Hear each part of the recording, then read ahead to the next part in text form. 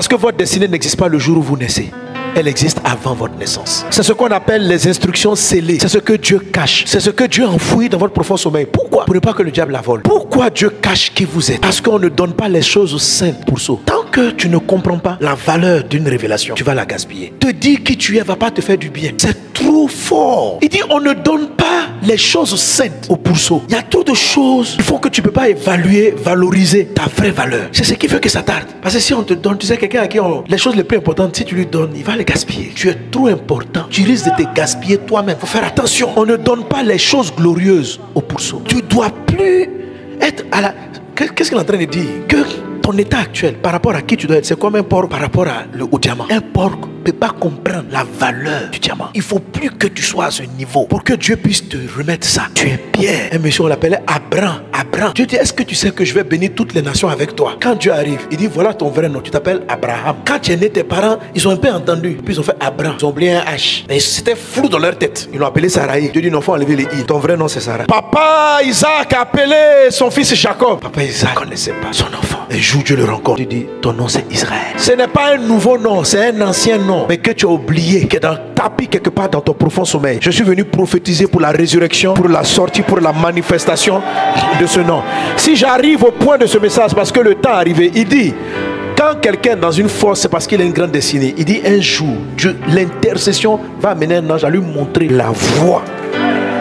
La voie. Tu as la révélation de la voie. Tu sors de la fosse. Et je vais t'inviter à rester debout et à prier avec moi pour l'instant de la parole, à demander à Dieu de nous parler ce matin. Ensemble, élevons nos voix et prions. Seigneur Jésus, nous voulons te rendre grâce pour cette opportunité que tu nous donnes de nous retrouver dans ta maison, pour t'adorer, pour te lever. Seigneur, je prie afin que vraiment tu nous parles. Je sais que tu es là, je sais que tu es présent. Saint-Esprit, saisis-toi de moi. Je te supplie, mets les mots de ma bouche. Accorde-moi la grâce de dire ce qui vient du ciel, car c'est ta parole qui éclaire, c'est ta parole qui transforme. Seigneur Dieu, je prie afin que vraiment tu éclaires nos cœurs, tu éclaires nos pensées par tes voix. Oh Dieu, bénis ton peuple par ta parole. Donne-nous d'être en communion davantage avec toi. Au nom puissant de Jésus, nous te rendons grâce pour toutes choses. Sois élevé, roi des rois, au nom de Jésus. Amen. Alléluia. Alors, on va rester debout et lire la parole du Seigneur, nos textes de base du jour. On va lire, on va commencer par celui qui est un des textes qui a été un de nos textes de base dans la série précédente. Aujourd'hui, comme je vous l'ai annoncé, je commence une nouvelle série qui va nous conduire dans la période de Pâques. C'est un peu le thème de Pâques. Et c'est vraiment le développement de ce livre. Le pasteur Maxime tout à l'heure nous a lu une portion de la méditation du jour. Donc, ce que je prêche, tu l'as ici. Amen. Tu l'as ici. Alléluia. Mais il y a un lien avec les choses qu'on vient de dire. Vous savez, il faut digérer toutes les choses qu'on a entendues précédemment, qui a été béni par les secrets pour avoir plus de révélations. Je suis surpris du nombre de révélations que les gens ont. Quand je m'approche des personnes, les gens me disent, pasteur, j'ai eu tel rêve, j'ai eu tel songe, j'ai eu tel rêve, j'ai eu tel rêve, j'ai eu tel rêve. Qui a reçu des rêves particuliers depuis qu'on a commencé le thème? Est-ce qu'il y en a qui ont été visités par des rêves spéciaux? Levez la main, je veux voir, je veux la main. Amen. Donc vous voyez, ça c'est un enseignement de fondement, c'est un enseignement de base. Okay, il faut le garder, les 5 secrets. On a fini avec le secret de l'esprit de conseil. Amen. Les révélations du conseil, n'oubliez pas, c'est ce qui va vous faire passer de la créativité, de l'idée à la multiplication, à l'affermissement, au fait que les capacités que Dieu vous donne répondent à des besoins, ce qu'on appelle remplir, au fait que vous devenez autonome, amen, que vous ne soyez plus dépendant du bon vouloir des personnes, mais que vous soyez autonome, ne dépendant que de Dieu, amen, et que vous rentriez dans la phase de la domination. Ce sont des thèmes basés sur Genèse 1:28, mais chacun d'entre eux se manifeste dans notre vie par des révélations. Alléluia, alléluia. Alors aujourd'hui, je vais donc t'inviter à ouvrir ta Bible. On va lire ensemble Job, chapitre 33. Donc c'est un des textes qu'on a beaucoup utilisé. On a une bonne petite lecture à faire. Et il y a juste des moments, je vais juste faire des petits commentaires. On va aller rapidement, Job 33 à partir du verset 14. La Bible dit, Dieu, on y va, 1, 2, 3. Dieu parle cependant tantôt d'une manière, tantôt d'une autre, et l'on n'y prend point garde. Il parle par des songes, par des visions nocturnes, quand les hommes sont livrés à un profond sommeil. Amen. Je rappelle, l'expression profond sommeil veut dire que Dieu envoie des rêves dans ton esprit. Parce que tu peux avoir des révélations dans ton âme et des révélations dans ton corps physique. Mais les révélations par lesquelles Dieu parle et Dieu te sauve, ce sont les rêves ou les songes que Dieu envoie dans ta troisième partie, la partie principale qu'on appelle ton esprit. C'est ce qui est écrit ici dans profond sommeil. On continue donc. Quand ils sont endormis sur leur couche, alors il leur donne des avertissements et met le sceau à ses instructions. Amen. Notez bien cela, petit commentaire. Sceau aux instructions. Donc c'est dans le profond sommeil, dans les rêves, que Dieu vous donne des avertissements, que Dieu vous empêche de faire certaines erreurs. C'est dans des songes que Dieu scelle ses instructions. Cette expression qu'elle a est très forte. Elle parle de votre vie cachée, de ce que Dieu a mis pour vous en réserve. Je sais dans le nom de Jésus-Christ que tu vas recevoir des révélations qui vont t'orienter. Au nom de Jésus. Amen. On continue. Afin de détourner l'homme du mal et de le préserver de l'orgueil. Amen. L'orgueil est un grand ennemi de votre destinée. Plus vous êtes gonflé, plus tu es orgueilleux, moins Dieu te parle. C'est pourquoi les rêves divins doivent garder ta vie humble. La vie d'un homme arrête de s'avancer lorsque l'orgueil, sous une différente forme, prend son âme. Que Dieu préserve ton âme de l'orgueil. Verset 18, on continue. Afin de garantir son âme de la fosse et sa vie du coup des glaives. On continue. Par la douleur aussi, l'homme est repris sur sa couche quand une lutte continue vient agiter ses os. Amen. Ici, je vous ai dit, là on parle maintenant des cauchemars, les mauvais rêves. Donc par la douleur aussi, l'homme est repris sur sa couche. C'est ce que le psaume 81 présente comme étant les terreurs, ce qui nous traumatise dans la nuit. Ce qui nous traumatise dans la nuit. Et la Bible dit que les cauchemars, certes, ils ne viennent pas de Dieu, mais souvent, à l'intérieur, si nous savons gérer les cauchemars, là, écoutez les enseignements que j'ai donnés en semaine et le samedi, ok? Si vous savez, vous allez transpercer les cauchemars. Parce qu'un rêve finit par arriver. Un cauchemar aussi peut finir par arriver, à moins que vous le contre-attaquez. Ok? Que Dieu te fasse sortir de toutes les choses qui te hantent, de toutes les douleurs de la nuit, de tous les cauchemars au nom de Jésus. Alors ici, il continue en disant, il parle de l'effet maintenant des cauchemars sur quelqu'un. Il va continuer, verset 20. Alors il prend en dégoût le pain, même les aliments les plus exquis. Sa chair se consume et disparaît. Ses os qu'on ne voyait pas sont mis à nu. Son âme s'approche de la fosse, sa vie des messagers de la mort. Mais s'il se trouve pour lui un ange intercesseur, un d'entre les 1000, qui annonce à l'homme la voie qu'il doit suivre, Dieu a compassion de lui et dit à l'ange, délivre-le afin qu'il ne descende pas dans la fosse. Amen. Parenthèse ici, je vous avais dit que quelqu'un qui est tombé dans la fosse, qui est emprisonné dans le cauchemar de la pauvreté, de la maladie, de la stérilité, du célibat, peu importe, la délivrance vient de quoi? De ce qu'il y a eu une intercession. Le mot ange ici, dans d'autres façons de la voir, c'est le mot qui se trouve pour lui un messager. Donc ça peut être un homme, amen, qui prend en charge l'intercession. Tout le monde a besoin d'intercession. Ok? Si tu trouves que tu n'as pas d'intercession, commence à intercéder pour les autres. Plus tu vas intercéder pour les autres, plus on intercédera pour toi. Amen. La Bible prie les uns pour les autres. Donc s'il se trouve un intercesseur, à un moment donné, Dieu va lui montrer la voie qu'il doit suivre. Aujourd'hui, mon message va introduire sur la voie que tu dois suivre. Amen. Donc, dès que, la Bible dit, dès que l'ange, la fin du verset 23, qui annonce à l'homme la voie qu'il doit suivre, quand quand la voie que tu dois suivre vient, verset 24, on continue. Dieu a compassion de lui et il dit à l'ange, délivre-le afin qu'il ne descende pas dans la fosse. Donc dès que tu trouves ta voie, dès que Dieu te révèle ta voie, on te sort de tous les problèmes. Amen. Pourquoi il dit, continue, il dit, j'ai trouvé une rançon. Et le verset 25, je suis en train de le prophétiser sur vous maintenant. Ça veut dire, le verset 25 parle du rajeunissement, parle du rattrapage des années perdues. Amen. Aujourd'hui, tu as tout attendu le mariage, mais tu te trouves à près de 45 ans, 50 ans sans être marié. Tu te dis, mais pourrais-je avoir un enfant, pourrais-je rattraper? Je déclare que ta jeunesse va être rétablie, restaurée. Et si tu veux tomber enceinte, Dieu va te donner encore un bébé. La faveur de Dieu va vers toi. Je libère ça pour la guérison de plusieurs. Les temps passés dans les blocages, les temps de la pauvreté passés dans les blocages, dans le retard, Dieu le rattrape maintenant au nom de Jésus. Et on continue le verset 25, il dit, et sa chair a plus de fraîcheur qu'au premier âge. Il revint au jour de sa jeunesse. Alléluia.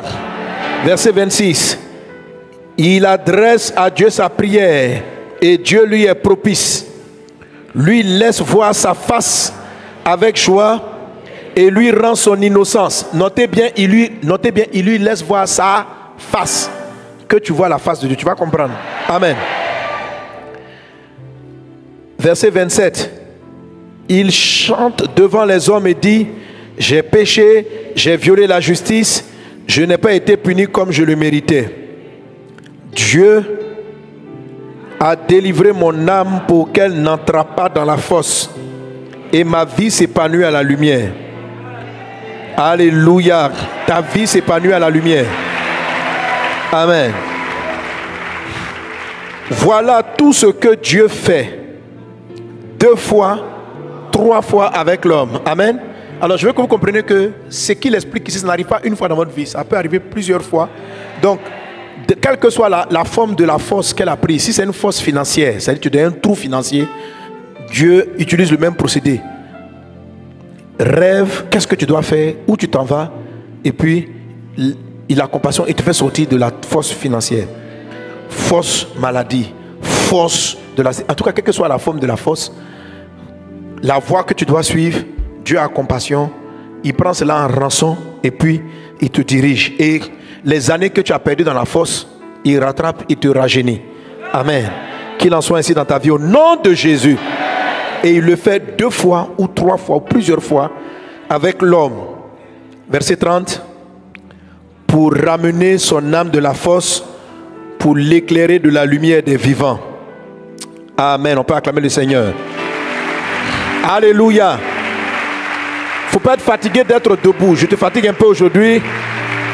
Parce qu'on s'en va lire maintenant Matthieu 16. Le message a commencé en lecture. Amen. Matthieu 16. À partir du verset 13. On lit encore ensemble. 1, 2, 3. Matthieu 16, 13. 1, 2, 3.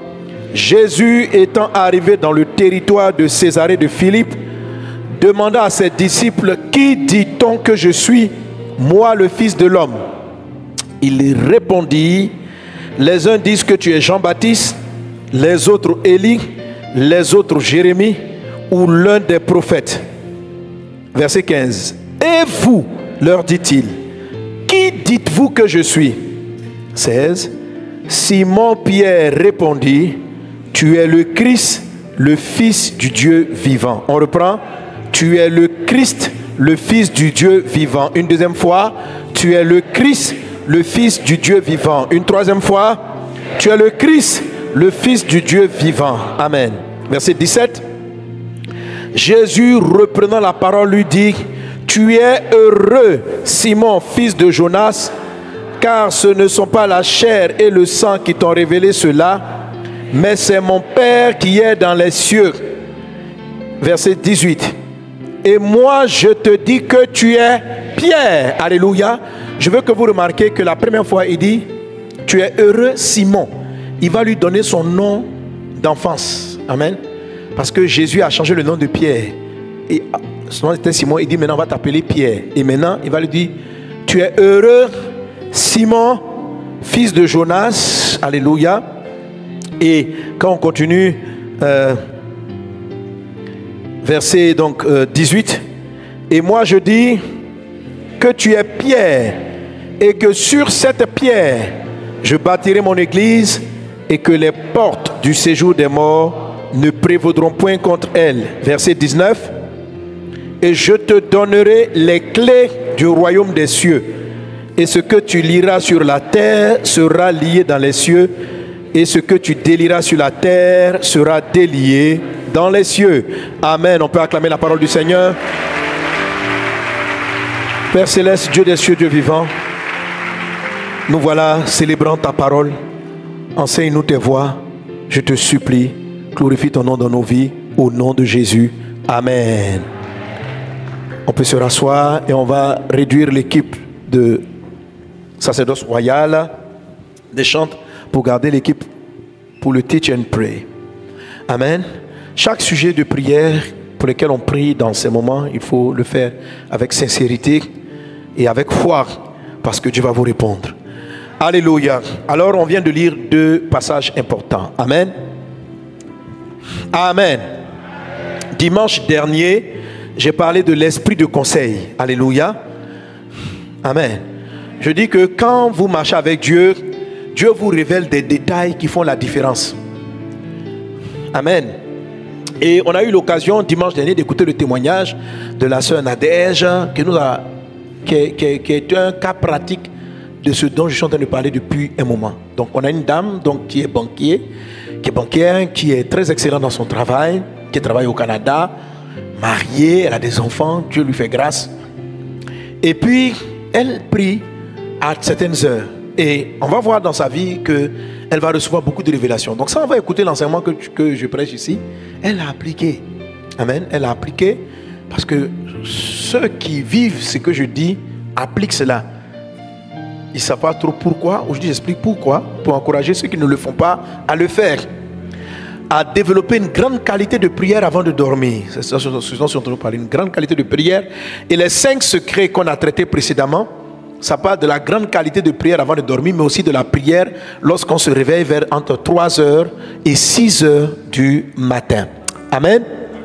C'est très important.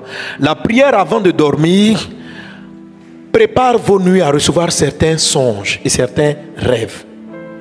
Ces rêves-là, comme Job chapitre 33 nous l'a dit, ils vont vous faire sortir des problèmes, ils vont vous montrer la voie à suivre, ils vont vous donner des avertissements. Amen. Mais lorsque vous dormez mal, sans prier convenablement, quand vous dormez avec des soucis, au lieu de vous décharger sur le Christ avant de vous endormir, vous vous prédisposez à des cauchemars, vous vous prédisposez à oublier les rêves intéressants que Dieu va vous envoyer. Et même ceux qui se souviennent de leurs rêves en ce moment précis, ils ne se souviennent que des rêves de la chair et des rêves de leur âme. Parce qu'il y a 3 niveaux de rêves. Les rêves de votre corps, qui sont les rêves ou les visions par rapport aux besoins de votre corps. Si vous avez faim, vous allez rêver que vous mangez. Ça, ce n'est pas une vision de Dieu, c'est une vision de ton ventre. Amen. Alléluia. Si tu aimes une personne, tu peux rêver que tu la maries. Ce n'est pas encore une vision de Dieu, c'est une vision de ton âme. Si tu es énervé contre une personne, tu peux voir que tu la gifles en rêve. Ce n'est pas une vision de Dieu, c'est une vision de ta chair et de ton âme combinée, énervé qui veut gifler quelqu'un. Sois délivré de ce genre de couleur au nom de Jésus. Mais il y a un autre type de rêve qu'on appelle le profond sommeil, qu'on a lu tantôt, qui vous donne des informations importantes. Et c'est ce que cette sœur-là, à force de bien prier avant de dormir, sans s'en rendre compte, Dieu a commencé à lui dire des secrets. La première des choses, c'est qu'il va l'amener à la suite de sa prière, il va lui parler des cheveux. Il va lui dire que arrête de te plaindre de tes cheveux. Les cheveux des femmes noires font partie des meilleurs cheveux au monde. Wow. Pendant que tout le monde a l'impression, toutes les femmes noires cherchent à cacher leurs cheveux derrière des tissages et des mèches et toutes sortes de choses. Mes filles qui êtes là, mets la main sur la tête et puis dit: hé, mes cheveux, donne-moi ta révélation. Ok? Alors, elle est banquière, ce qu'elle a appris n'a rien à voir avec les cheveux, mais un jour Dieu lui parle des cheveux. du cheveu. Et Dieu lui dit, quand tu lis ta Bible, est-ce que tu me vois me plaindre de ce que l'homme perd certaines autres parties de son corps? Mais j'ai dit que même les cheveux de votre tête, les versets disent que sont comptés quand un homme, Dieu en est conscient. Et Dieu lui explique pourquoi je parle du cheveu. Pourquoi je ne dis pas quand votre peau tombe, je suis au courant. Pourquoi je parle des cheveux? Parce que les cheveux sont importants. Et il a commencé à se repentir par rapport aux cheveux. Et Dieu va commencer à lui donner des mystères sur le cheveu. Il va valider que le cheveu de la femme noir est un des plus beaux cheveux qu'il a fait. Voilà, c'est la raison pour laquelle même Satan même attaque vos cheveux comme pas possible. Non, mais ça paraît. Écoutez, Dieu est dans le détail. Tu as dit mes cheveux, il fait quoi ça? Il dit je suis dans le cheveu. Amen. Alléluia. Voilà. C'est des cheveux, il a dit à Samson. Il dit à Samson, pourquoi il n'a pas dit il faut laisser pousser tes ongles? Mais il dit il faut laisser pousser tes cheveux. Il ne faut pas les couper. Ma puissance va descendre là-bas. Donc, les cheveux doivent être spirituellement un point de connexion divine. Ça, peut-être qu'un jour, on va avoir la révélation particulière des cheveux. Je ne suis pas en train de vous dire d'aller avoir des dreadlocks. Un garçon, il ne faut pas avoir de longs cheveux, il faut les couper quand même. Bon, c'est une parenthèse.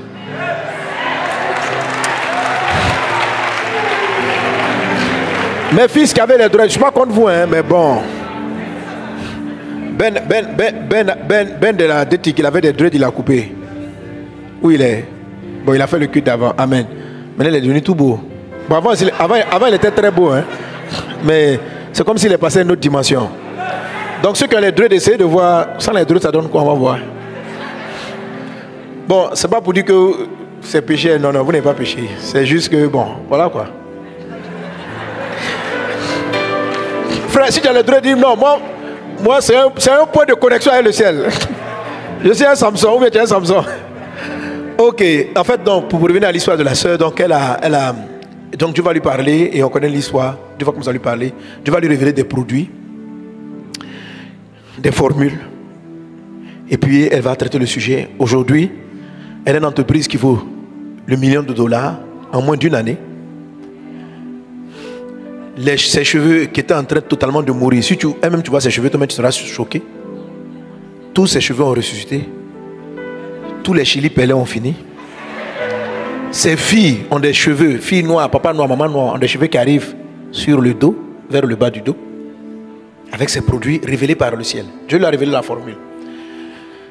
L'enseignement que je vous ai donné, il faut le réécouter. C'est un grand trésor. On ne peut pas prêcher chaque fois la même chose, mais je vous en supplie, écoutez-le jusqu'à ce que vous ayez vos révélations. La révélation va faire la différence dans votre vie. Quand vous n'avez pas de révélation, vous marchez dans l'aveuglement total. Vous êtes dans le flou, dans la confusion. Cette révélation-là l'a fait orienter sa vie. Non pas dans la banque où elle gagnait bien sa vie. La banque a été comme un fleuve. Je vous ai parlé des 4 fleuves. Mais en même temps, Dieu lui a révélé son vrai fleuve. Elle a été formée banquier. Mais son vrai destin, c'est de réparer les cheveux des gens. Elle n'a jamais fait la coiffure. Dieu lui a commencé à lui parler.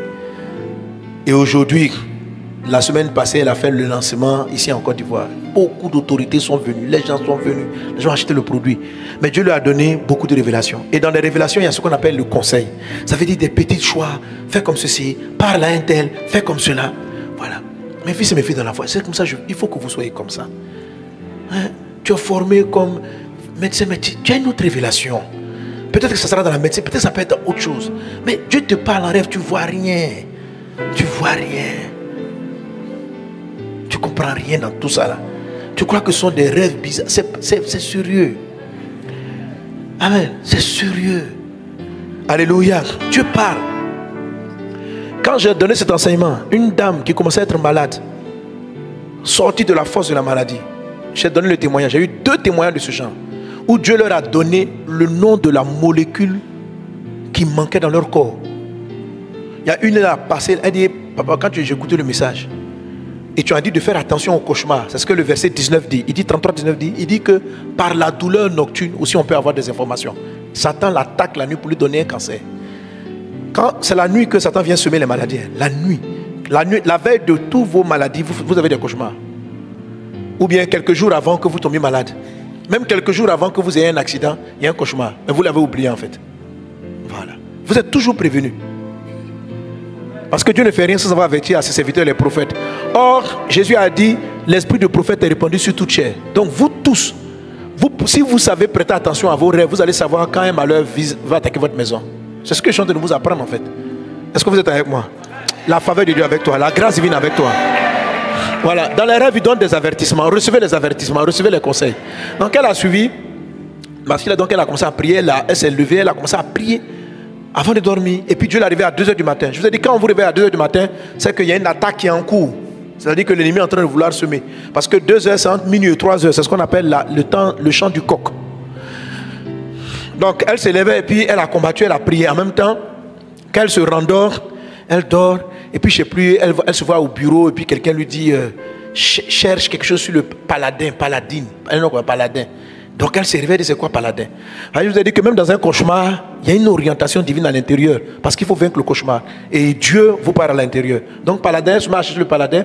Elle se rend compte que c'est une protéine. Et que les scientifiques disent que l'absence de cette protéine-là développe le cancer. Donc à partir de là, tu vas l'orienter maintenant pour... Parce qu'il y avait du cancer, donc plusieurs membres de sa famille avaient été des cancers. Donc Dieu peut vous guérir de la force des cancers, des maladies incurables, en vous donnant des orientations par des songes. Une femme qui avait une ulcère continue depuis longtemps, elle a reçu une révélation de boire un certain produit. Quand elle a bu ça, elle est guérie jusqu'à maintenant. Écoutez, Dieu vous parle, que Dieu te parle. Que Dieu te parle. Que Dieu te parle. Amen. Dans le nom de Jésus. Amen. Dans le nom de Jésus. Amen. Élève là-bas avec moi, tu vas dire Seigneur, apprends-moi à recevoir tes conseils, apprends-moi à recevoir tes révélations. Prie de tout ton cœur, dis Seigneur, donne-moi la discipline de bien prier avant de dormir. Donne-moi la discipline de bien prier comme un enfant avant de dormir. Accorde-moi cette grâce dans le nom de Jésus. Rezota la brayando rumasa, praide esclorianda reba kotoluma handa la baba, reyanda la baso katariando roba sikata, rema katarianda rabasolo brada hete. Au nom de Jésus de Nazareth. Merci Seigneur mon Dieu. Amen. Alléluia. Alors maintenant je vais te parler plus précisément de la révélation de la voie que tu dois suivre. Il dit que si tu es dans la fosse, qu'il y a un intercesseur, il va te montrer la voie que tu dois suivre. La voie que vous devez suivre. Il y a une voie que tu dois suivre. Tu es né pour quelque chose. La Bible dit dans le livre de Proverbes chapitre 16 verset 4 que Dieu a tout créé pour un but. Même les méchants ont un objectif dans la vie. Tout est créé pour un but. Si nous les humains, nous ne fabriquons rien au hasard. Regarde autour de toi et définis le rôle de chaque chose. Tu vas voir que la plupart des choses, c'est les hommes qui vont fabriquer. La chaise qu'elle a été créée pour quoi? Pour qu'on puisse s'asseoir. La boîte qu'elle a été créée pour quoi? Pour qu'on puisse y mettre des offrandes. Les baffes qui ont été créées pour quoi? Pour amplifier la voix. Le micro qui a été créé pour quoi? Pour amplifier la voix, pour capter la voix et l'amener à l'amplificateur. Les écrans ont été créés pour quoi? Donc chaque chose existe pour quelque chose. Regarde toi-même, tout existe. Si les hommes ne fabriquent rien pour rien, à plus forte raison Dieu, toi là, tu existes pour quelque chose. Ça veut dire, tu n'es pas là pour rien. Ça veut dire, tu es sur la terre, on ne sait pas, tu fais quoi? Tu n'es pas là pour rien. Les hommes ne fabriquent rien pour rien. Alors Dieu qui a fait le ciel et la terre, tu crois qu'il t'a fabriqué pour rien? Tu crois que tu es né pour souffrir comme tu es en train de souffrir? Tu crois que tu es né pour que ta vie n'ait aucun sens? Ta vie a un sens. Ta vie a une direction. Les combats que tu livres sont les cauchemars que le diable t'envoie pour ne pas que tu rentres dans ta destinée. Un homme ne rentre pas comme ça facilement dans sa destinée. Pour connaître la voie qu'on doit suivre, on doit vaincre les cauchemars. Jésus-Christ est venu sauver l'humanité. Mais est-ce que vous savez que ça ne lui avait pas été clairement révélé après qu'il ait traversé, avant qu'il ait traversé le désert? Il a fallu qu'il rentre dans le désert. Qui rencontre Satan dans le désert? Ils se sont battus. La Bible dit que dans le désert, il y avait des animaux sauvages et des anges qui le servaient. C'est quand il est sorti, l'Esprit est venu sur lui. Et puis Dieu lui dit, Jésus dit, l'Esprit du Seigneur est sur moi. Il m'a oint. Pour. Donc il connaissait maintenant pourquoi il était oint. Il m'a oint pour annoncer une bonne nouvelle aux pauvres. Toi, pourquoi tu seras oint? Il dit, il m'a oint. Mais quand Jésus dit ça, c'est quand il était sorti de l'épreuve, quand il était sorti du désert, quand il était sorti des tentations du diable. Satan vous tente, Satan vous combat, parce qu'il a peur de ce que Dieu a mis en vous. Mais je déclare dans le nom de Jésus que ce qui est en toi va paraître. Ce qui est en toi va paraître. Ce qui est en toi va paraître. Ce qui est en toi va paraître. Dans le nom de Jésus-Christ. La voie que tu dois suivre.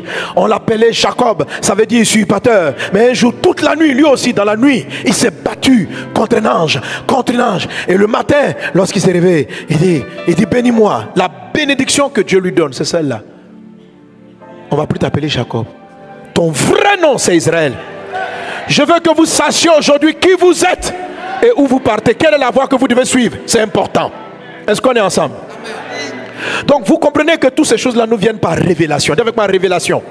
Révélation. Donc je viens de finir 5 secrets pour augmenter ces révélations. Maintenant je vais te parler des révélations principales. La révélation de ta vie. Reçois-la au nom de Jésus-Christ. Comment on la reçoit et comment on marche dans cette révélation. Et c'est là qu'on arrive à Matthieu chapitre 16. La Bible dit dans cette histoire que Jésus-Christ a posé une question à ses apôtres, à ses disciples. Les gens disent je suis qui? Et chacun a commencé à répondre d'une manière ou d'une autre. Et il est arrivé après à eux. Et vous, qui suis-je pour vous? Qui suis-je? Chacun a répondu d'une manière et d'une autre. Mais arrivé à Pierre, Pierre dit, tu es le Christ, le Fils du Dieu vivant.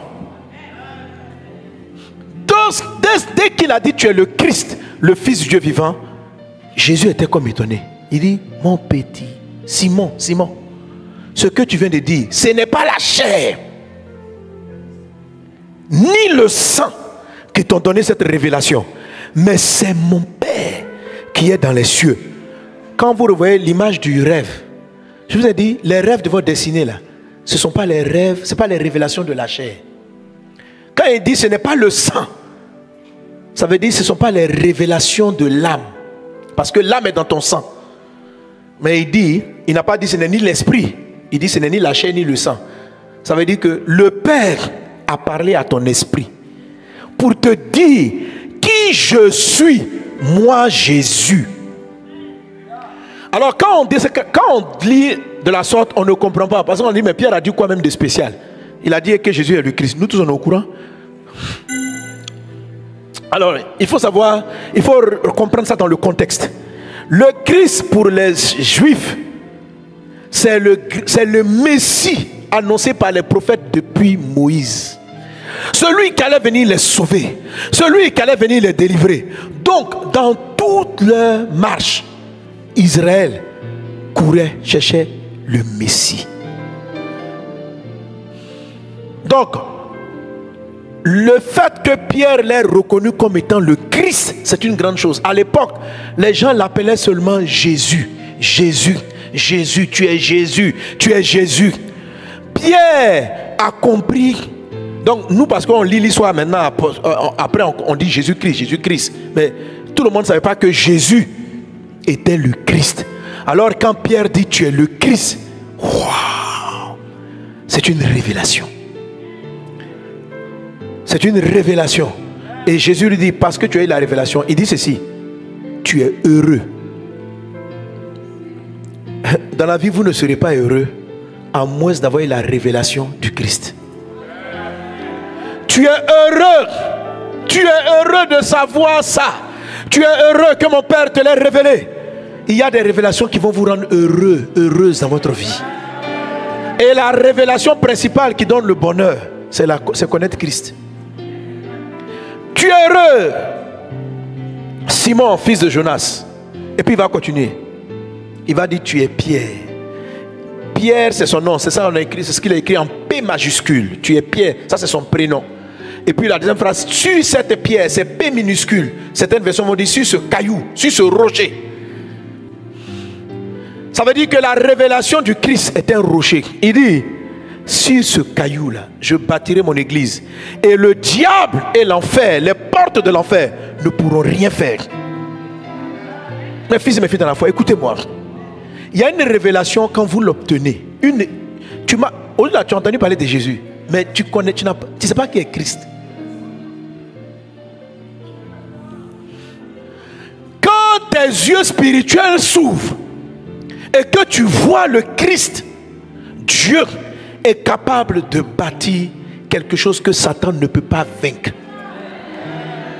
Il dit, sur cette pierre, sur cette révélation, je vais bâtir mon église et aucune porte de l'enfer.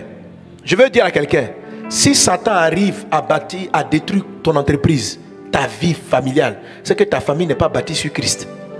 Si tu tombes malade, c'est que ta santé n'est pas bâtie sur Christ. Tout ce qui est bâti sur la révélation de Christ, Satan ne peut rien faire contre. Aucune porte du séjour des morts. Cet enseignement, que vous allez le comprendre, vos foyers seront bâtis sur le Christ. Vos entreprises seront bâties sur le Christ. Ce qui est bâti sur Christ, Satan ne peut rien faire. Satan ne comprend pas bien, mais vous allez comprendre. Toi, amen. Dis, mais le passé, il parle de quoi? Je suis dans la phase introductive. Connais le Christ. On dit, mais ce n'est pas la même personne. Non. Jésus. Alléluia. Tous ceux qui marchent, la plupart d'entre nous ici, vous marchez avec Jésus. Mais vous ne marchez pas encore avec Christ. C'est la même personne. C'est la même personne. Il n'y en a pas deux. Comment je vais t'expliquer? Jésus-Christ, c'est comme les deux faces d'une même pièce. Qui a une pièce? Quand vous avez une pièce d'argent, ma fille, tu as une pièce pour moi?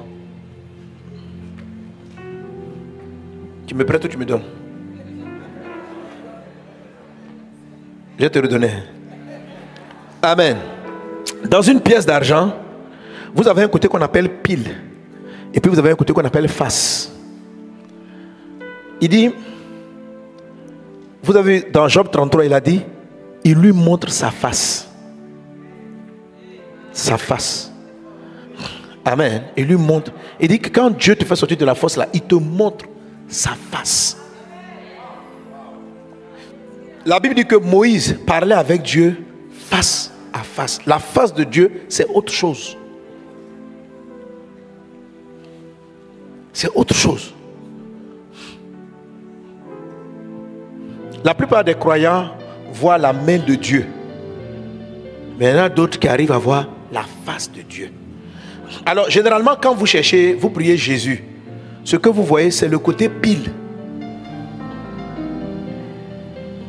Le côté pile.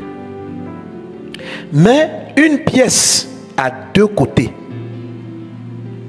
Jésus, c'est pile. Christ, c'est la face.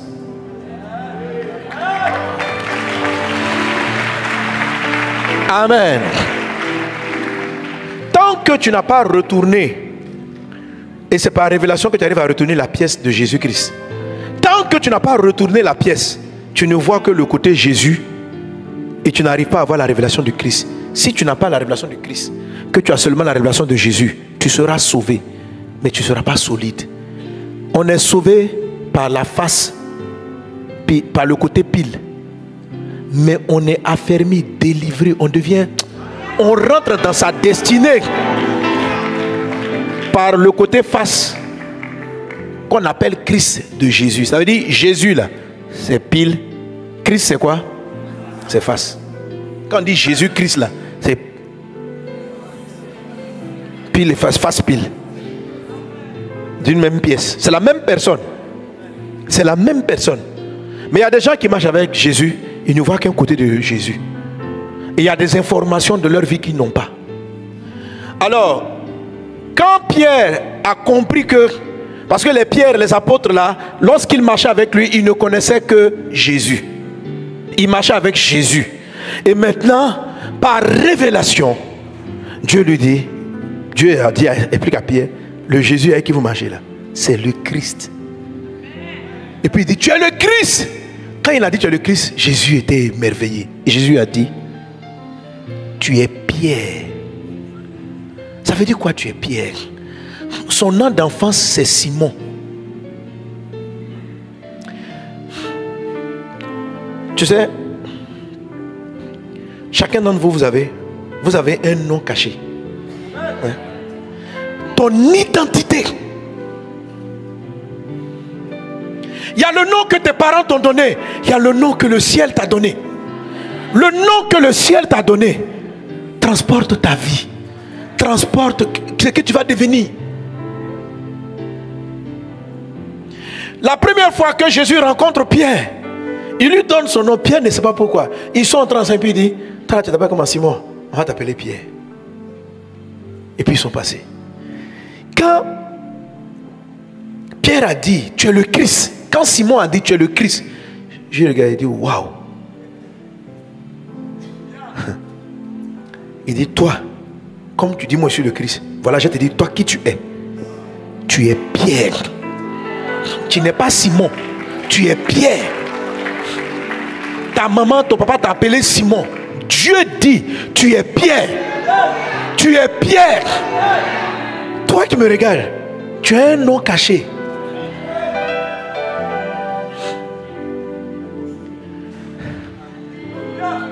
C'est-à-dire, il y a un jour, Dieu va te regarder en face et puis il va te dire, toi là, tu es qui?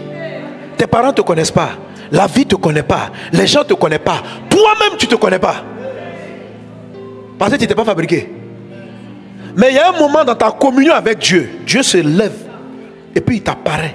Et puis il te dit, toi là, qui tu es? Le jour où tu entends ça, le monsieur il s'appelait, tout ce parent l'appelait Jacob, Jacob, Jacob. Quand il rencontre Dieu, Dieu dit, toi là, ton nom c'est Israël. Le ciel t'a donné un nom. Un nom qui transporte. Pourquoi il est Pierre?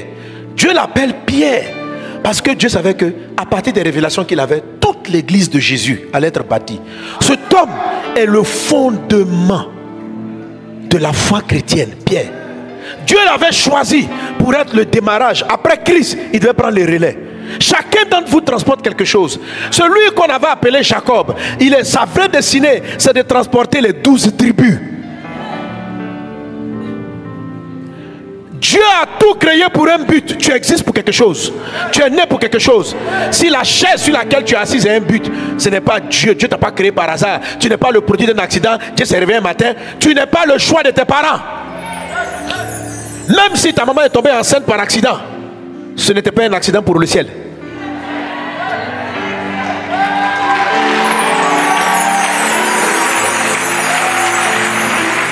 Ce n'était pas un accident pour le ciel.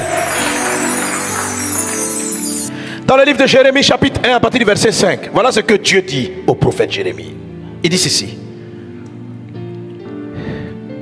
Il dit, avant que je t'eusse formé dans le ventre de ta mère, je te connaissais.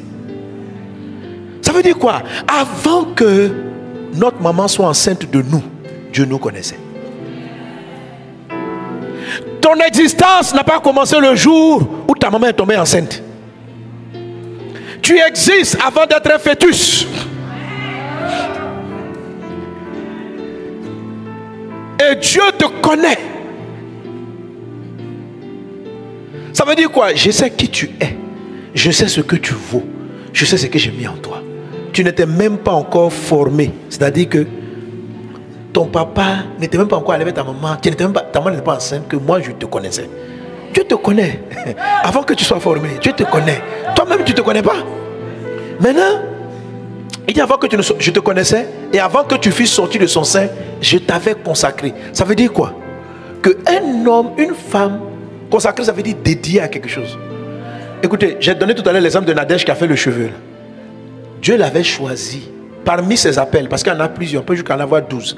Parmi sa destinée, là, Dieu avait mis en elle la solution des cheveux, des souffrances. Vous comprenez ça? Est-ce que tu sais que toi, tu es quelqu'un? Non, regarde ton voisin, c'est quelqu'un là. Mais lui, il ne sait pas encore. Parce que jusqu'à présent, Pierre pensait qu'il était Simon. Jésus est venu lui dire, tu es Pierre.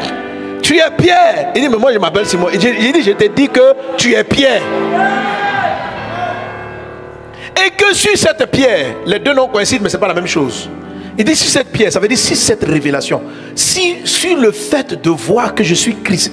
Quand tu tournes la face là, et que tu me vois, ce que je vais commencer, sur cette base, aucune porte de l'enfer, aucune porte de l'enfer. Quand vous bâtissez sur la révélation de Christ, les portes de l'enfer ne peuvent pas prévaloir. Quand votre vie est bâtie sur la connaissance de Jésus, vous partez au ciel. Mais la maladie peut vous atteindre. Les démons peuvent vous vaincre. Jésus vous ouvre les portes du paradis. Christ vous ouvre la porte du règne sur la terre. Jésus, la révélation de Jésus efface vos péchés. La révélation de Jésus efface vos péchés, change votre vie. La révélation de Christ permet de savoir qui vous êtes. Si vous connaissez Jésus, vous ne savez pas qui vous êtes. Si vous connaissez que Jésus est mon Seigneur et mon Sauveur, tu ne peux pas savoir qui tu es encore. Seulement, tous tes péchés sont effacés. La miséricorde vient à toi. Mais après que tu as été sauvé, tu es sur la terre encore, tu fais quoi? Après ton baptême, tu es sur la terre, tu fais quoi?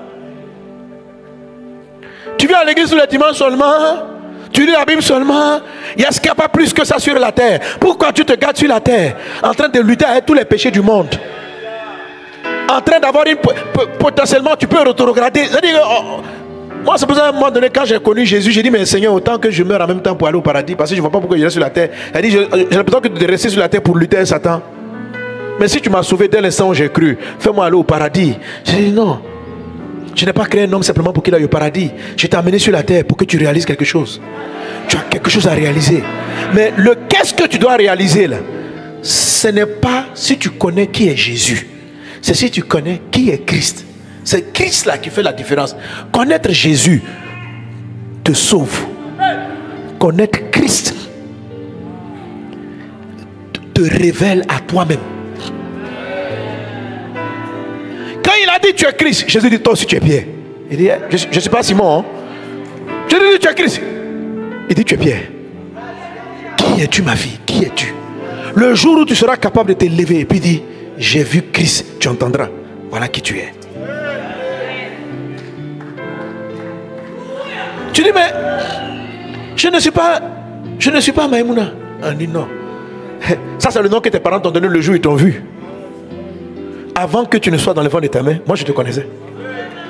Et je t'avais dédié à quelque chose. Hein? Donc ce ne sont pas mes études qui m'ont dédié à quelque chose. Non, non. Les études t'ont forgé à être pharmacien. Mais moi, je t'avais déjà dédié. Les problèmes de la vie t'ont amené dans une école qui t'ont donné telle formation. La sœur Nadège, là, elle, l'école l'a formée être banquier. Mais le ciel avait un autre plan. Chacun d'entre vous a un plan. Et lorsque vous le trouvez, Jésus dit ceci, vous êtes heureux.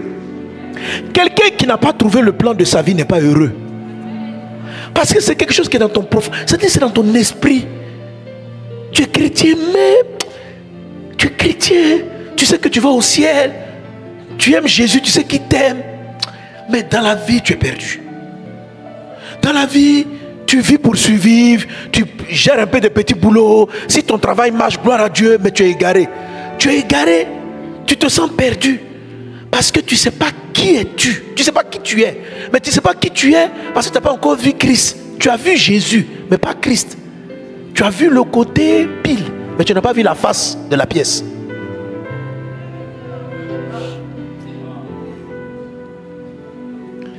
Généralement, le côté pile d'une pièce te donne la valeur de la pièce. On dit c'est 1000 francs, 100 francs. Donc tu sais que tu as de la valeur. Mais tu n'as aucune idée de la grandeur de ce que tu es. De ce que tu as mis en toi. Je prophétise que cette session que j'ai commencée ne finisse pas. Que chacun de vous ait la révélation. Pour que Dieu te dise ton vrai nom.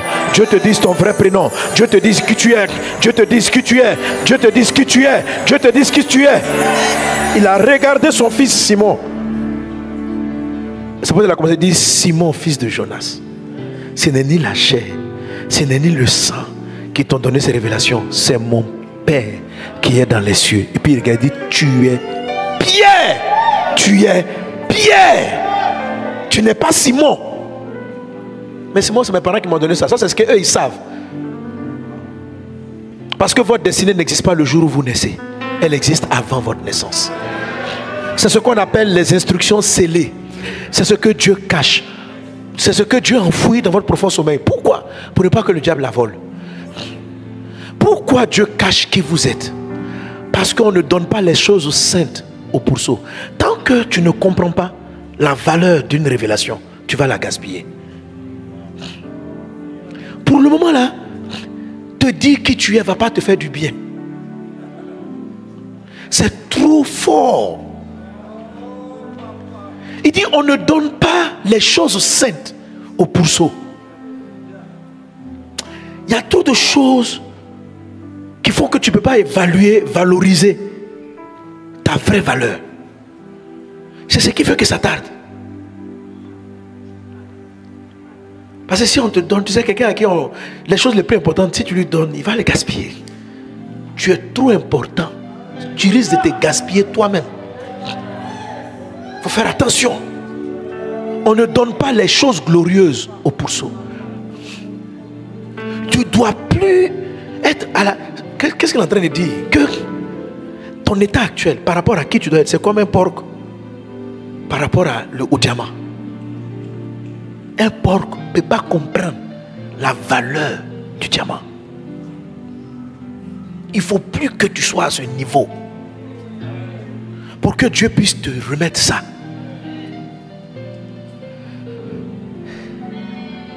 Tu es Pierre. Un monsieur, on l'appelait Abraham. Abraham. Dieu dit, est-ce que tu sais que je vais bénir toutes les nations avec toi? Quand Dieu arrive, il dit, voilà ton vrai nom, tu t'appelles Abraham. Quand tu es né, tes parents, ils ont un peu entendu. Et puis ils ont fait Abraham. Ils ont oublié un H. Mais c'était flou dans leur tête. Sarah, ils ont failli trouver. Ils l'ont appelé Saraï. Dieu dit, non, il faut enlever les i là. Ton vrai nom c'est Sarah. Ses parents sont forts, ils ont failli voir clair. Mais ils ont mis i. Dieu dit, pourquoi vous avez mis i? Mais laissez autant marqué, je lui dis qu'elle n'est pas Saraï, elle est Sarah. Papa Isaac a appelé son fils Jacob. Papa Isaac ne connaissait pas son enfant. Un jour Dieu le rencontre. Dieu dit, ton nom c'est Israël. Ce n'est pas un nouveau nom, c'est un ancien nom. Mais que tu as oublié, qui est dans tapis quelque part dans ton profond sommeil. Je suis venu prophétiser pour la résurrection, pour la sortie, pour la manifestation de ce nom. Si j'arrive au point de ce message, parce que le temps est arrivé, il dit, quand quelqu'un est dans une force, c'est parce qu'il a une grande destinée. Il dit, un jour, l'intercession va amener un ange à lui montrer la voie. La voie. La voie. La voie. Et quand tu as la révélation de la voie, tu sors de la fosse. Tu prends le chemin. Dieu trouve une rançon. Et toutes les années que tu as perdues dans la fosse là, Dieu rachète ta jeunesse.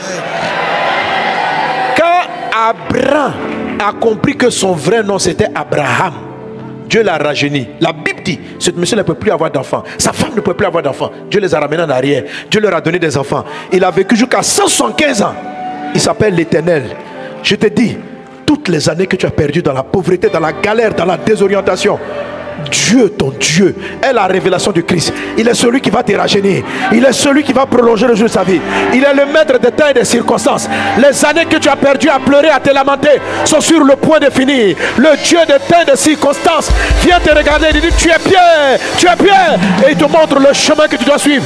Il te montre la voie que tu dois prendre. Il est ton Dieu, il est ton créateur. Il te connaît mieux que quiconque. L'horloge du temps est dans sa main. Oui, ayez la révélation du Christ. Les années perdues ne seront rien. Car les années qui vont venir seront encore plus grandes que toutes les années que tu penses avoir perdues. Je sais que tu dis que ton âge est avancé. Mais même si tu as 100 ans aujourd'hui, découvre le Christ et tu entendras ton nom. Découvre le Christ et on te dira qui tu es. Chemine jusqu'au Christ et tu sauras qui tu es. Si tu es né de nouveau, c'est que tu as connu Jésus. Si tu as dit Jésus, entre dans ma vie, mais me sauver, tu as connu la première partie. Tu as connu une étape. Tu as connu le côté pile de Jésus. Maintenant, le temps est arrivé pour toi d'avancer, pour découvrir le côté, la face. afin que le Christ ne soit pas une révélation de la chair ni du sang, mais une révélation qui vient du Père. Il dit, ce n'est ni la chair et le sang. Mon thème précédemment, c'était 5 secrets pour avoir plus de révélations. Mais il y a une révélation suprême, la révélation de qui tu es. Devant cette révélation, les autres se placent. Je veux que quelqu'un lève la voix avec moi et crie à Dieu. Et dit, Père, je veux te connaître. Jésus, je veux savoir qui tu es. Jésus, je veux connaître le Christ. Je veux connaître le Christ. Je veux connaître le Christ. Lève la voix et prie. Parle à Dieu. Dis, je veux connaître le Christ. Je vis pour connaître le Christ. Reba sakatari ando robaba. Shabra yakatari anda raba cerebra da clou. Riando roba salabra yakatari mabo. Brenda brada soro brada katarababa. Shabraya katariando roba sere maralabe. Rida brada soro brada katarimaba. Sharabara katarima brada soro brada ke. Au nom de Jésus. Au nom de Jésus. Au nom de Jésus. Rebra soro brada katarima brada sere brada gloriandere. Riando roba sala brada katarianda raba soro brada ke. Rada brada soro brada katalamaba. Au nom de Jésus-Christ de Nazareth. Merci Seigneur pour tes bienfaits. Nous voulons connaître Christ. Christ, nous avons soif de toi. Jésus-Christ, nous avons soif de toi. Au nom de Jésus, quelqu'un donne un bon amen. Amen. Alléluia. Tu peux te rasseoir. Alors, Jésus nous fait une révélation importante. Il dit à Pierre, ce n'est ni la chair, ce n'est ni le sang qui t'ont donné ces révélations. C'est-à-dire que, comme je vous ai montré les rêves, la chair parle. La chair parle. C'est quoi les informations de la chair concernant Jésus? La chair, c'est votre corps. C'est quoi ces révélations? Ce sont les révélations que les 5 sens donnent. C'est-à-dire, qu'est-ce qu'ils ont entendu? Quand ta femme vient vers te pied, elle se présente, je m'appelle Amouin. Quand tu la regardes, tu te dis, tu t'appelles Amouin. Donc tu nommes ta femme du nom que tu as entendu, que ses parents lui ont donné. Ça, c'est la chair qui t'a dit le nom de ta femme. Mais tu ne la connais pas encore. Non. Tu ne connais ton ami que de ce nom qu'il a dit. Quand on dit ce n'est pas la chair qui t'a donné une révélation, c'est quoi la révélation de la chair? C'est ce que tes yeux ont vu, c'est ce que les oreilles ont entendu, c'est ce que tu as pu toucher, c'est ce que tu as pu goûter. Ça te donne une connaissance des personnes. Mais ce n'est pas la vraie personne qui est là.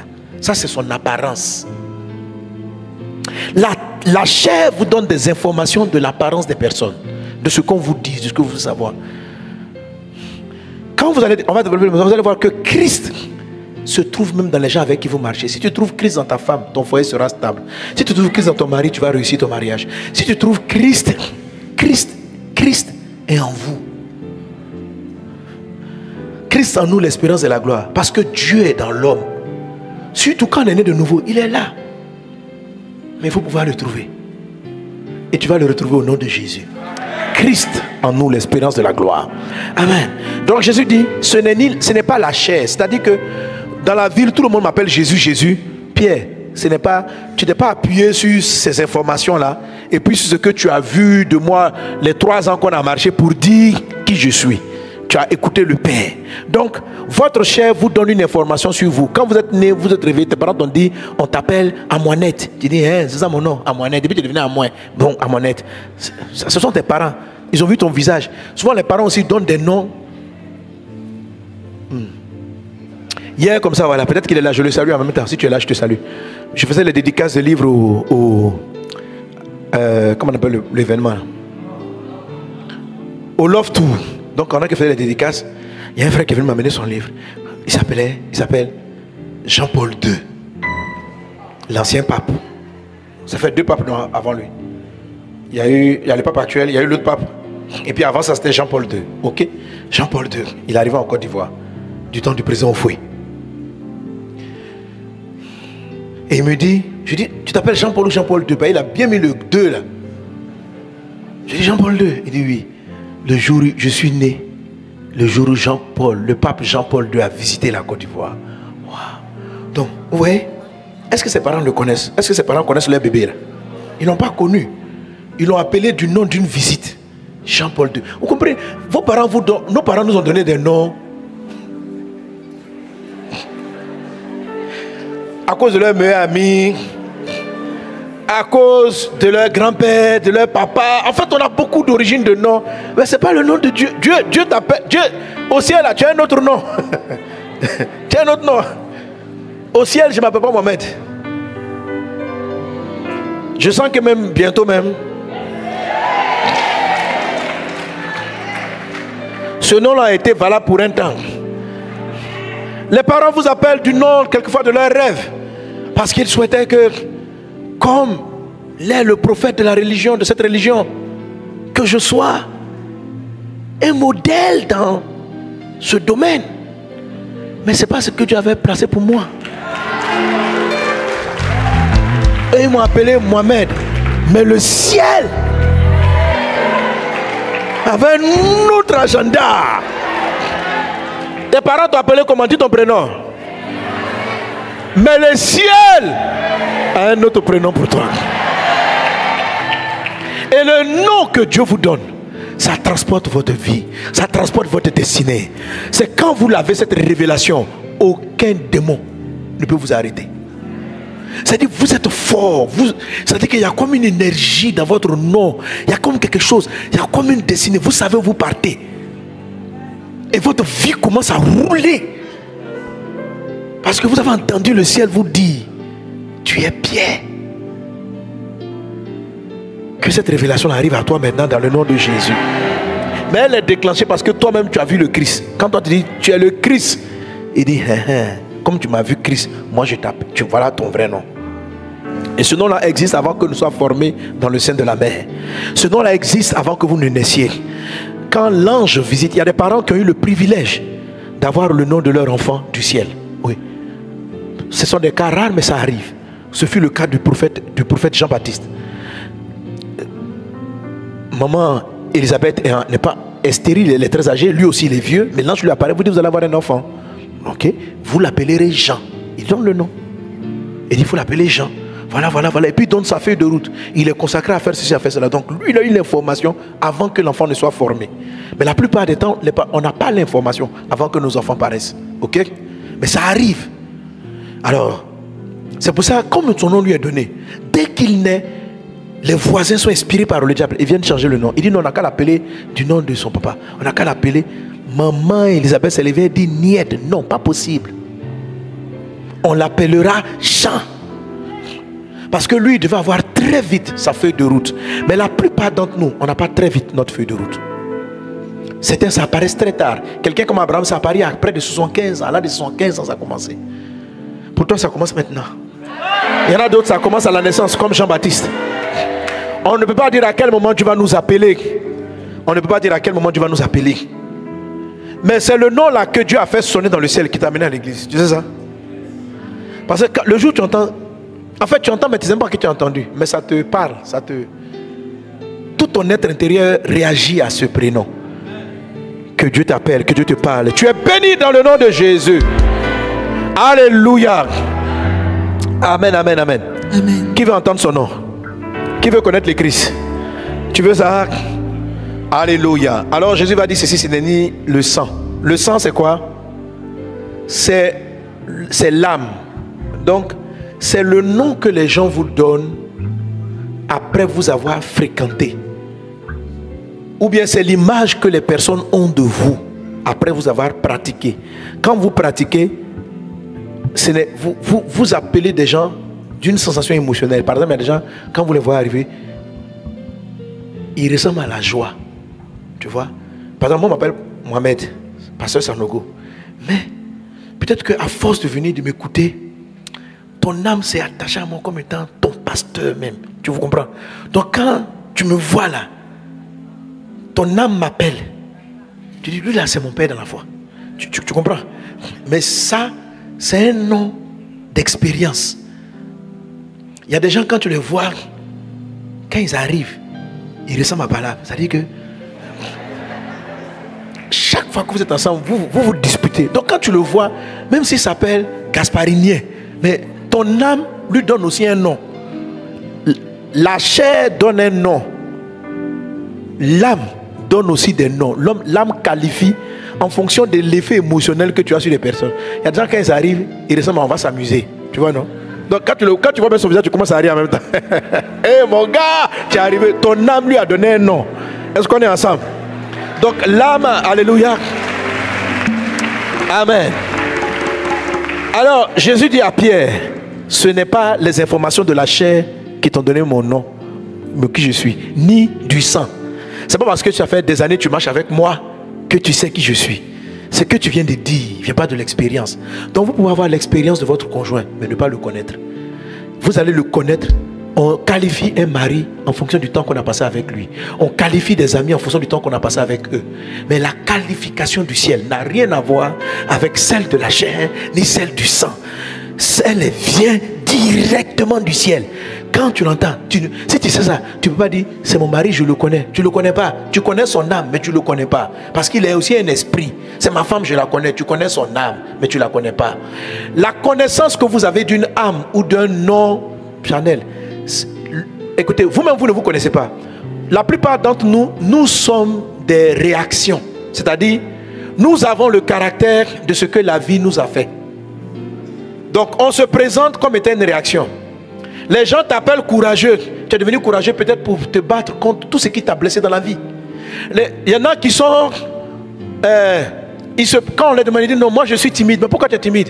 Dieu t'a jamais appelé timide. En fait, tu l'es devenu en réaction à certaines blessures. Tu as commencé à raser les murs parce que peut-être plus tôt on t'a rejeté. En fait, quand on dit lui là il est comme ça, en fait tu es quoi? On est la résultante de ce que la vie a fait de nous. Notre identité émotionnelle actuelle est une identité de réaction. Mais ce n'est pas ce que tu es. Ce n'est pas ce que tu es. C'est pas au-delà, on dit lui là il est trop nerveux. Mais en fait c'est pas ce que tu es en fait. C'est pas ce que tu es. Tu es devenu irritable à cause de quelque chose. Donc c'est une réaction. On dit mais lui il parle mal. Tu es un mal parleur à cause des réactions. On dit celle-là elle parle jamais, il est comme ça. Pourquoi? Qu'est-ce qui s'est passé? Voilà. Qu'on ne te connaisse pas avec ce que tu as vécu, mais que la vieille révélation de Dieu arrive. Amen. Amen. Alléluia. Oh, je n'ai pas eu le temps de présenter les tableaux, puis l'heure est déjà arrivée. Alors, pour ne pas que la chair vous parle, pour que vous ayez la vraie révélation, Dieu a donné un cheminement qu'on appelle le tabernacle de Moïse, la tente de la rencontre. Et c'est ce que je vais développer, c'est ce que ce livre développe. Ici, il ne s'agit pas de révélation ponctuelle. Tout ce que j'ai prêché précédemment, même si tu es un païen que tu appliques, tu pries bien avant de dormir, tu te décharges, Dieu va te dire des choses. Mais savoir qui tu es, là, où tu vas, c'est la plus grande révélation que tu puisses avoir. Parce que du coup, tu vas comprendre toutes les autres petites révélations que tu as. On n'a pas besoin d'être chrétien pour que Dieu nous parle. Nebuchadnezzar a eu des songes sur le futur de sa vie et le futur de la Babylonie. Donc, ce n'est pas le fait. Mais savoir le qui tu es, là, c'est la révélation de base. La principale. Amen. Et elle arrive parce que vous apprenez à traiter.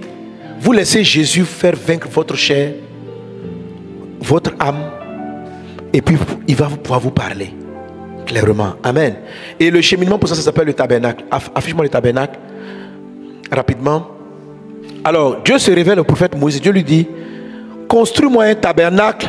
Je vais te montrer l'image du tabernacle selon la révélation du ciel. Donc, au paradis, au ciel, il y a une route que nous tous on emprunte. Moïse, le prophète, l'a représenté sur la terre sous la forme du tabernacle. Et on appelle le tabernacle de Moïse. Dans le tabernacle, qui est cette cabane-là que vous voyez ici avec la cour, vous avez la cour qui est appelée le parvis. À l'intérieur de cette cour que vous voyez à l'écran, vous avez le premier ustensile qui est en bois marron là, on appelle l'autel des holocaustes. Juste après lui, bon, dans cette image c'est très petit, mais il est plus grand que cela. Vous avez un autre ustensile avant de rentrer dans la petite cabane, la cabane qui est là-bas. Ça s'appelle la cuve des reins.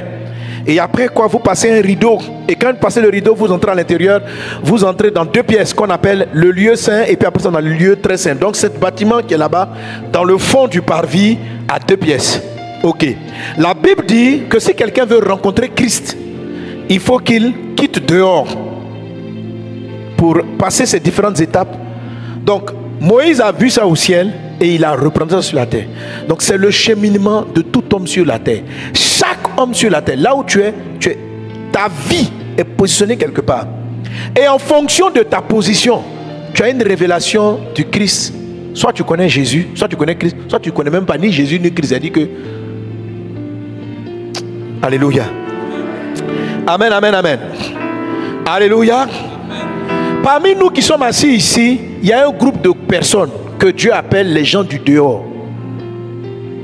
Ne sois pas une personne du dehors. Si c'est ta position spirituelle aujourd'hui, il faut que tu quittes dehors. Éphésiens chapitre 2 verset 19, Dieu dit, vous n'êtes plus des gens du dehors. Le dehors dont il est question, c'est le dehors par rapport au tabernacle. Donc vous avez Éphésiens 2 19. Ainsi donc vous n'êtes plus étrangers des gens du dehors. Dis avec moi, je quitte dehors. J'entre à la maison. Je viens dire à une personne, tu dois quitter dehors. Qui est dehors? Les païens. Ceux qui n'ont pas donné leur vie à Jésus. Ceux qui sont à l'extérieur du tabernacle sont ceux qui ne sont pas nés de nouveau. Et on a différents groupes là-bas. Il y a des gens qu'on appelle les chercheurs de Dieu. Ils sont proches de la clôture. Ils tournent autour de la clôture. Ils veulent connaître Dieu. Ils fréquentent l'église. Mais ils aiment encore les choses du monde, les choses du dehors. Il vient à l'église, mais il est voleur. Il vient à l'église, mais c'est un menteur. Il vient à l'église, mais il cherche les femmes. Il vient à l'église, mais il cherche garçons. Il vient à l'église. Ce sont des gens de dehors. Dieu va quitte dehors. Quelqu'un qui est dehors est charnel. Comment le ciel va te révéler qui tu es? Tu n'auras d'informations sur ta vie que ce que tu vois dehors. Dans les gens du dehors, il y a ceux qui sont sur ma droite là. Eux, ils sont très loin. Dans l'alcool, dans la boisson. Elle dit, Dieu même, il ne s'en occupe même pas. Quitte dehors. Dieu voisin, rentre à la maison. Oh, vous ne parlez pas bien. Rentre à la maison. Rentre à la maison. Alléluia. Les gens du dehors ne sont pas sauvés. Les gens du dehors, s'ils meurent, ils ne vont pas au ciel. Les gens du dehors marchent avec le diable. Qu'ils aient un bon cœur ou pas, ils sont tout simplement charnels. Il y a des gens dont la chair a de bonnes dispositions, mais tu es tout de même charnel. Tu as besoin de Christ. Et tu as besoin de passer par la porte d'entrée du parvis. Et Jésus-Christ est cette porte. Jésus a dit qu'il est la porte. La porte d'entrée, c'est le Christ. Pas le Christ, c'est Jésus. Quand tu passes le rideau là, d'entrée là, c'est là que tu rencontres Jésus.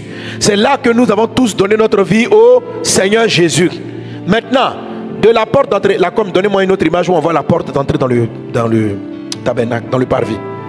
Cette image que vous m'avez donnée là, elle est couverte par... Voilà la porte d'entrée, ok? Quand vous passez par la porte d'entrée, Jésus est la porte d'entrée. Jésus est la porte d'entrée. Maintenant, qui est le Christ? Christ, c'est quand vous commencez à entrer dans la maison qui est dans le fond. Quand vous avez rencontré Jésus, amen. Bon, reviens à l'autre image là, elle est plus jolie. Non, mais cette image là, il y en a une autre. Où on voit les gens qui dansent là. Voilà, amen. Là, on voit le rideau d'entrée. C'est bon, ça va? Vous préférez ça aussi, non? Amen. Il y a ceux qu'on appelle les gens du monde. 1 Jean 2,15. Si quelqu'un est dans le monde, si quelqu'un aime le monde et les choses du monde, l'amour du Père n'est pas en lui. L'amour du Père n'est pas dans ceux qui aiment le monde. Les choses qui sont dans le monde, la convoitise des yeux, l'orgueil de la vie, la convoitise de la chair. Ma fille, t'en as fait des garçons. Tu ne peux pas savoir qui tu es. Il faut sortir dedans. Mais les gens qui sont dehors, c'est quoi? Il y en a qui savent le message, mais ils ont honte et ils ont peur. Dans le dévotionnel, dans le boost, on appelle ceux qui ont peur et qui ont honte. Qui ont honte du jugement que les gens vont avoir d'eux. Qui ont peur que le monsieur avec qui il sort là, elle sort là, si elle le quitte, elle va perdre l'argent. Si tu veux retrouver ta vie, sors de l'adultère.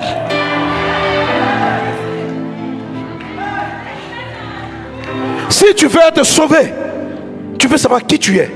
Ça veut dire que tu viens à l'église, mais le fait que tu sois dans l'adultère t'empêche même d'entrer dans le parvis. Tu dis, mais j'ai des révélations. Tu ne sais rien. Tu ne vas jamais entendre que tu es Pierre. Toi, tu ne peux pas entendre ça.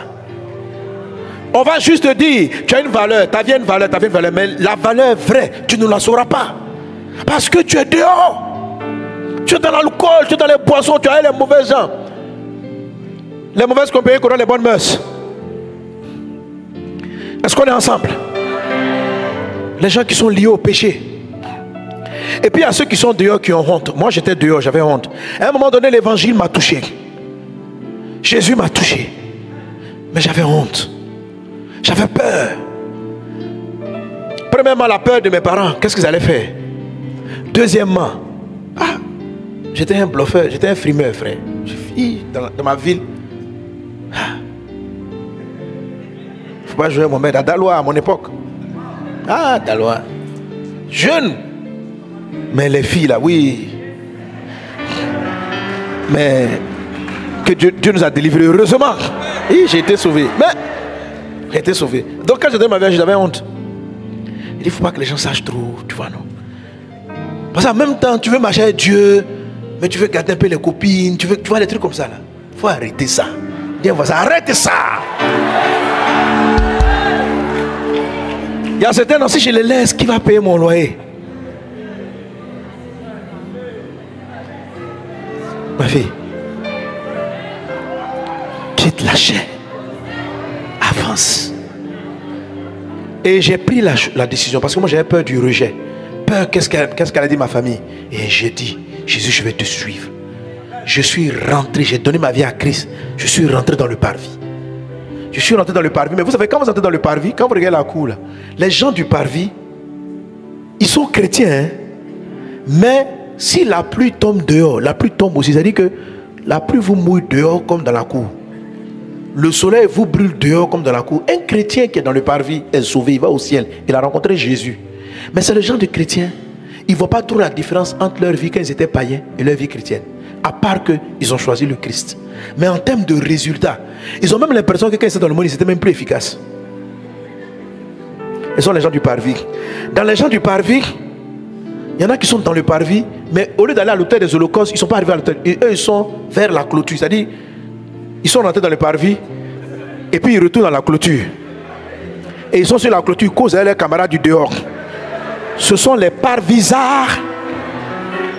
Et il y en a là-bas qui sont des doyens du parvis. C'est-à-dire c'est les chrétiens. Ce sont les chrétiens. Tu sais que tu dis tu crois en Jésus, je crois en Jésus, mais lever la clôture. En même temps, il y en a même qui sont montés sur la clôture. Leurs pieds. Tu dis mais tu fais quoi à la clôture? Leurs pieds. C'est-à-dire ils ont cru en Jésus. Un jour ils sont venus à l'église, ils ont donné leur vie à Jésus. Maintenant ils ont donné leur vie à Jésus. En même temps ils ont un pied, ils vont en boîte de nuit façon. Ils sont un peu à l'église. Samedi soir. Ils ont beaucoup d'alcool chez eux à la maison, ils boivent, ils se tapent la nuit d'une manière. En même temps, allez, on ne sait pas trop.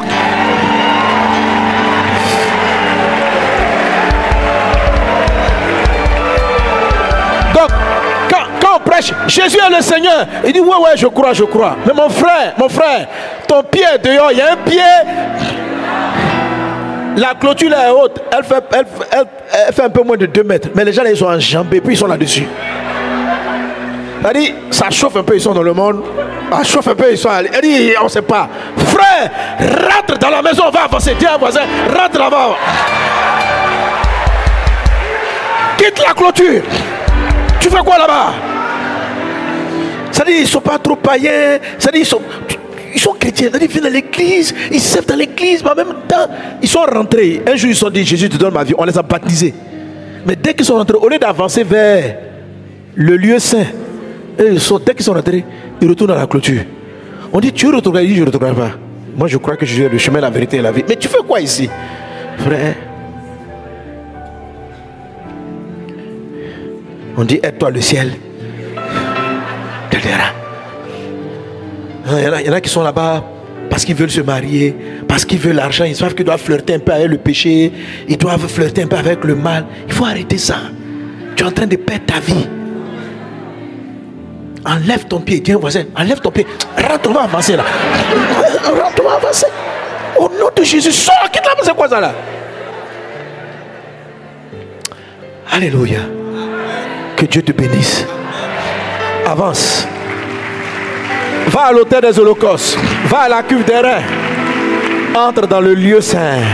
Que Dieu vous bénisse abondamment. C'était la partie introductive. Jésus aide-nous. Amen. On va prier le Seigneur, on va prier. Tu vas dire, papa, je vais être intime avec toi. En tout cas, si tu veux être un vrai, si tu veux connaître le Christ, il faut vraiment que tu quittes le parvis. Il faut que tu quittes dehors pour entrer. Il faut que tu entres et que tu passes par les étapes pour entrer dans dans le lieu saint.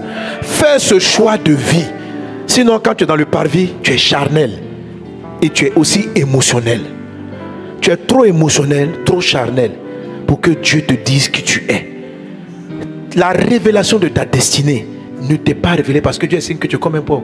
On ne donne pas les choses précieuses. Ta vie est trop précieuse pour que tu en sois conscient maintenant. Si tu sais qui tu es, avec ton niveau vers la clôture là, c'est pas bon. Si tu sais qui tu es, on vient te dire, toi, voilà qui tu es. Avec ton niveau émotionnel, charnel, qui n'est pas passé par l'autel des holocaustes. Ce n'est pas bon. Il faut prendre une décision. Prie avec moi. Parle à ton Dieu. Brinda katali makonda rabra sakata. Rakata riando rubra soro bradaka. Leri brada soro bradaka raba brada solo. Raide solo rianda raba brada soro bradaka. Reda brada soro bradaka larianda raba soro bradake. Rai katarianda raba brada soro bradaka rianda rababa. Reda brada soro bradaka larianda raba brada sonta la baba da chetere de brus. Ma vie n'a pas de sens si tu n'es pas. Mon aide n'a pas de sens si tu n'es pas là. Ma vie n'a pas de sens si tu n'es pas là. Ma vie n'a pas de sens si tu n'es pas là. Mon aide n'a pas de sens si tu n'es pas là. Mon mariage n'a pas de sens si tu n'es pas là. L'argent n'a pas de sens si tu n'es pas là. Mes affaires n'ont pas de sens si tu n'es pas là. Ma vie n'a pas de sens si tu n'es pas là. Mon aide n'a pas de sens si tu n'es pas là. Ma vie n'a pas de sens si tu n'es pas là. Oh, si tu n'es pas là. Tu es tout pour moi. Tu es tout pour moi. Tu es tout pour moi. Tu es tout. Merci Seigneur Jésus, merci Père pour ta grâce divine. À toi l'honneur, la gloire, la louange au siècle des siècles. Au nom de Jésus. Amen. Quelqu'un acclame Jésus. Alléluia. Nous allons apporter nos offrandes au Seigneur. Nous allons dire merci pour ce culte. Qui a été béni par la parole? Alors tous ceux qui savent, qui sont conscients, qui ne sont même pas encore entrés dans le parvis, tout à l'heure, avant de recevoir les nouvelles personnes, levez-vous pour la prière du salut. Donnez votre vie au Seigneur Jésus-Christ aujourd'hui. Ne repars pas chez toi. Amen. Sans avoir donné ta vie à Christ. Et qui est déterminé à aller dans le lieu saint. Soyez déterminés, soyez déterminés. C'est le chemin de votre destinée. Amen. Nous voulons dire merci au Seigneur pour cette parole. Apportez à Dieu nos offrandes. Les paniers vont passer pour recueillir nos dons. Pendant ce temps, nous allons suivre les good news.